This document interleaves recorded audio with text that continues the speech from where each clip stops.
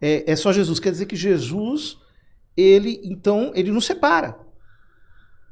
Nós não somos um corpo que cada vez mais unidos a Cristo estamos unidos entre nós. Quer dizer que é um negócio... há uma deficiência na compreensão aqui. Né? Por exemplo, uma pessoa que tenha dificuldade com a intercessão dos santos, então ela imagina o seguinte, que um pai, ele não fica nada contente de ver os filhos se ajudando uns aos outros. Entendi. Eu sou o pai, só eu posso ajudar. Opa, mas eu sou o pai de vocês todos. E, portanto, vocês só são irmãos porque eu sou o pai de vocês todos. Então, a comunhão que existe entre vocês me glorifica. Que você ajude o outro, graças à graça que eu mesmo dei a vocês, isso só me glorifica. Essa é a alegria do pai, né? Então, a igreja sempre disse que o culto aos santos glorifica primariamente a Deus. Porque Deus é a causa da santidade, Deus é a causa da comunhão, Deus é a causa da caridade que existe entre os santos. Os santos do céu, os santos da terra. Sim. Eu vou te falar, eu como pai, bem menor, né? Me comparando com Deus. Mas a coisa que mais me deixa feliz é ver eu tenho mais de um filho, né? Então são irmãos, é um irmão ajudando o outro. Claro. Se eu tô no caminho e posso ajudar, você entende? Eu ajudar o cabeleireiro, eu ajudar meu irmão mesmo, né? De então, sangue, enfim. Você veja, as pessoas pegam uma questão por um lado errado. Por exemplo, elas dizem assim, por que eu preciso rezar a um santo se eu posso falar diretamente com Jesus Cristo? Eu já vi isso aí. As pessoas colocam a questão, uma espécie de dilema, mas é um falso dilema. Por quê? Eu posso falar diretamente com Jesus Cristo. E eu posso falar diretamente com Jesus Cristo e também você falar com Jesus Cristo comigo. Quer dizer, não há uma incompatibilidade, né? Não é ou, é e. É com Cristo, é com o Espírito Santo, é com os santos que estão no céu, com os irmãos aqui da terra que eu peço para eles orarem por mim também. Sim. Ouvem me dizer que um evangélico não pede oração para o seu pastor. Opa! Pede, senão ele não ia ao culto. E por que esse ódio tão grande a Maria, padre? Não é um ódio, assim... Não, eu vejo uma raiva a Maria, assim, de colocar a Maria como uma mulher comum, assim. Isso. Não, Maria é uma mulher comum. Jesus tratou Maria como uma mulher comum. Maria foi perguntar onde Jesus estava. Estava na casa do meu pai, mulher, e não conversa com ele. Aí tem aquela outra situação que eu não sei qual que é as passagens da Bíblia certo, mas que chegam lá, Jesus, sua mãe veio aqui para te ver, né? Sua mãe e seus irmãos. Não, perante a Deus todos são meus irmãos, né? Como se não fosse família de Jesus, é isso mesmo? Não, são coisas... São textos que são mal compreendidos, né? Na verdade, essa espécie de aversão a Maria, que existe em muitos evangélicos, não em todos, mas em muitos, ela se deve ao fato de que eles pensam que isso diminui a glória de Jesus. Se tiver... Ou seja, se eu honro Maria, eu estou roubando algo da glória de Cristo. É uma espécie de complexo, né? E, na verdade, veja, exatamente o contrário. Ninguém amou mais Maria do que Jesus. E a amou como filho, a amou como serva, sob diversos aspectos.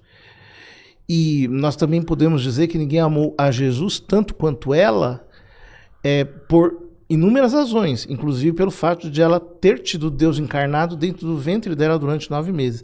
Vocês imaginam o seguinte, se aquela mulher que tocou na veste de Jesus foi curada instantaneamente porque tocou na veste, o que ela não terá recebido de graça ao carregar o Deus encarnado dentro das suas entranhas? Opa! Eu não posso dizer que isso aqui é uma coisa normal, uma coisa comum. O sangue dela é o sangue de Jesus. Isso que eu ia falar agora. Maria... Ele tem o sangue dela. Tem o sangue dela. O sangue dela. São Paulo diz... A única referência que São Paulo faz a Maria é uma referência que está na carta aos Gálatas. Ele diz: Deus enviou o seu filho ao mundo nascido de uma mulher. De uma mulher. Ou seja, ela não foi uma barriga de aluguel. Por isso que eu estou dizendo que a incompreensão sobre Maria, no fundo, é uma incompreensão sobre Cristo. Ou seja, não é que Deus pegou uma espécie de matéria, criou uma matéria divina do nada e jogou lá dentro do ventre dela. E ela foi uma barriga de aluguel. Quando São Paulo diz nascido de uma mulher, o que ele está salientando é o fato de que Deus fez Jesus de Maria, de um modo como nós não entendemos, sem sêmen, milagrosamente, mas dela. Então, a união que ela tem com Cristo é única e exclusiva. Nenhuma criatura tem mais.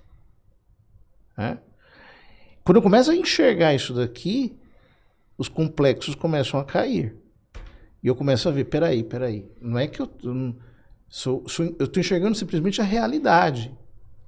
Não é que eu estou tirando a glória, não é uma disputa entre ele e ela. Não é isso. Esses textos, né, a que você fazia a menção, na verdade estão falando sobre outro assunto. Porque, veja, os judeus tinham uma aliança, e tem uma aliança, que é uma aliança de geração carnal. O que é isso, né? Então, Deus fez uma aliança com Abraão e com a sua descendência. Só é judeu quem nasce de um ventre judeu. Ou seja, quando chega Maria e os chamados irmãos de Jesus para falarem com ele enquanto ele estava pregando, e ele diz assim: quem é minha mãe, quem são meus irmãos? Minha mãe e meus irmãos são aqueles que fazem a vontade de Deus e as põem em prática. Jesus não está fazendo uma mariologia ali. Não é a função do texto. O que Jesus está dizendo é: agora nós temos uma nova aliança. A geração não se dá mais pela carne e o sangue. A geração agora é pela palavra. Eu estou gerando a fé no coração de vocês. Vocês estão se tornando meus irmãos pela graça que está sendo infundida em vocês.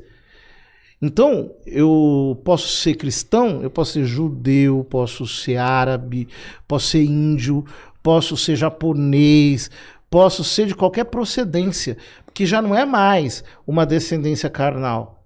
Agora é uma proveniência oriunda do Espírito Santo, pela fé, em Cristo. Nele nós todos somos irmãos. Então o texto está falando, no fundo, sobre isso. Não é um tratado de mariologia. Então todas essas questões que às vezes são apresentadas são textos retirados do seu contexto, querendo forçar Jesus inclusive, forçar Jesus a pecar, porque é uma coisa absurda, né? Minha mãe? Você não é minha mãe? Como assim? E honrar pai e mãe? Cadê a honra?